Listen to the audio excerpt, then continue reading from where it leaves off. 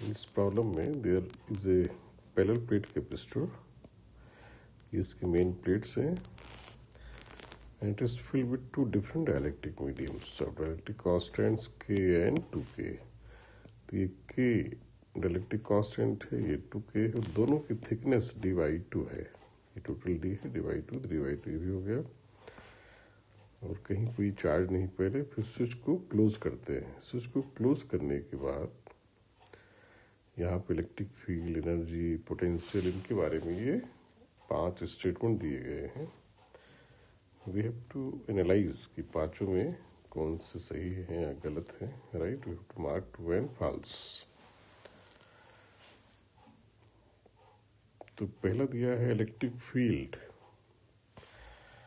In the left medium is more than v/d। यहाँ पर electric field v/d से ज़्यादा है। दूसरा है electric field in the left medium is 2 times that of in the right medium, यानी यहाँ के इलेक्ट्रिक फील्ड इससे 2 टाइम्स है। Electrostatic energy in the left medium is same as that in second medium, यानी इस मीडियम में जो electrostatic energy stored है वही दूसरे में है, उतनी ही। Electric field in the left medium will be, electric field in the left medium मतलब इन दोनों में बेसिकली फिर एक ही सही होगा, क्योंकि इलेक्ट्रिक फील्ड लेफ्ट में होनी क्या है, ये 2 एक्सप्रेशन दिए गए हैं। हो सकता है दोनों गलत हों, हो सकता है कोई एक सही हो। दोनों सही तो नहीं हो सकते, दोनों डिफरेंट हैं, या तो दोनों गलत होंगे या दोनों में से एक सही होगा। तो इसमें एक एक करके we have to analyze it.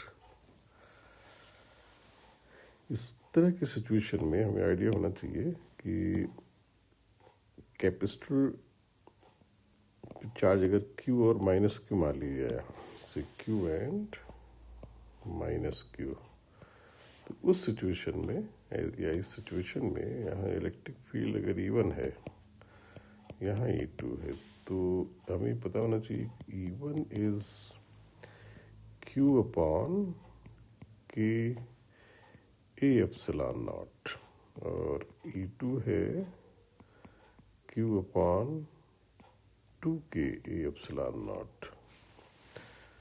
तो ये अगर इसको मैं K1 कह दूँ तो यहाँ बेसिकली K1 होगा, यहाँ K2 है तो ये K2 होगा। दिमाग में रहना चाहिए कि जो मेन प्लेट की चार्जेस हैं उन्हीं के टर्म से और टोटल एरिया के टर्म से फील्ड इस तरह से लिखी जाती है। इसको शॉर्ट में कहें तो जो इलेक्ट्रिक फील्ड इन फर्स्ट है वो इसके अपने डाइलेक्ट्रिक कांस्टेंट के इनवर्सली प्रोपोर्शनल, यहाँ जो इलेक्ट्रिक फील्ड होगी वो इसके डाइलेक्ट्रिक कांस्टेंट के इनवर्सली प्रोपोर्शनल। तो E1/E2 आ जाएगा 2, E1/E2 2 आ जाएगा। तो जो इसमें सेकंड स्टेटमेंट है दैट इज करेक्ट। अब पहले स्टेटमेंट की एनालाइज करते हैं, उसी से थर्ड, फोर्थ एंड फिफ्थ का आंसर आ जाएगा।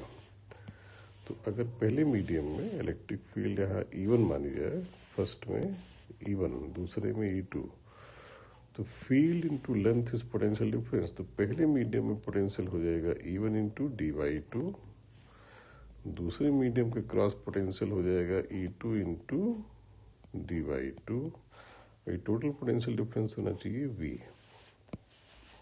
यहाँ से यहाँ पोटेंशियल डिफरेंस होगा E1 this field into d/2 field into length.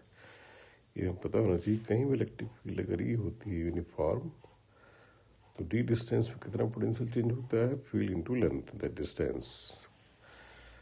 तो यहाँ d/2 है तो E1 into d/2, E2 into d/2।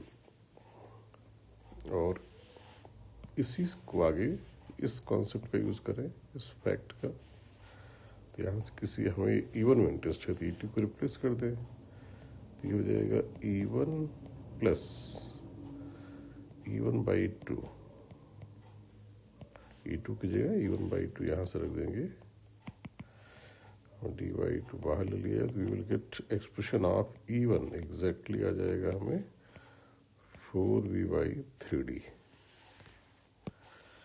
तो यहाँ से E1 की वैल्यू आ गई। ये स्टेटमेंट फोर्थ सही हो जाएगा, और फोर्थ सही होते ही V/D से ज़्यादा है तो पहला भी सही हो जाएगा। दूसरा सही है मैंने पहले बता दिया, अब रह गया थर्ड एंड फोर्थ। तो फोर्थ सही हो चुका, फिफ्थ गलत हो जाएगा। अगर फोर्थ सही है फिफ्थ गलत। अब रह गया थर्ड को एनालाइज करना। कहता है electrostatic energy in the left medium is same as that in second medium. तो इलेक्ट्रोस्टैटिक एनर्जी की हमारे पास कैपेसिटर में 2-3 फार्मूले हमें ध्यान होते हैं। एक तो हाफ CV², एक पता होता है Q²/2C।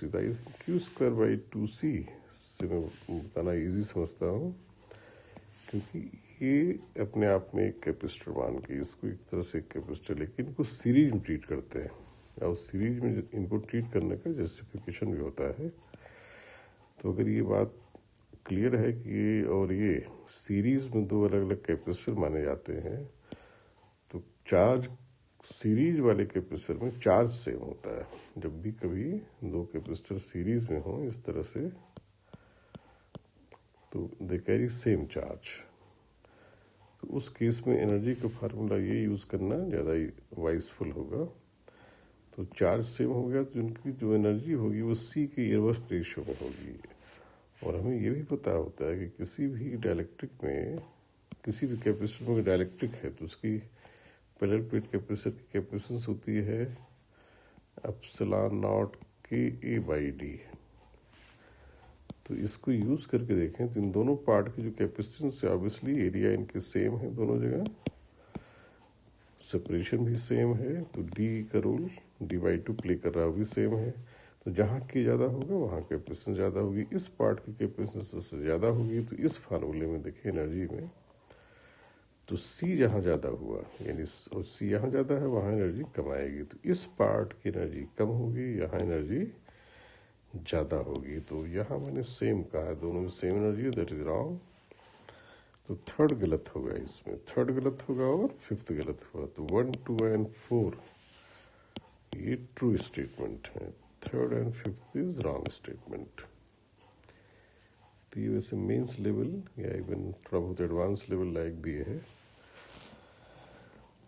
ओके।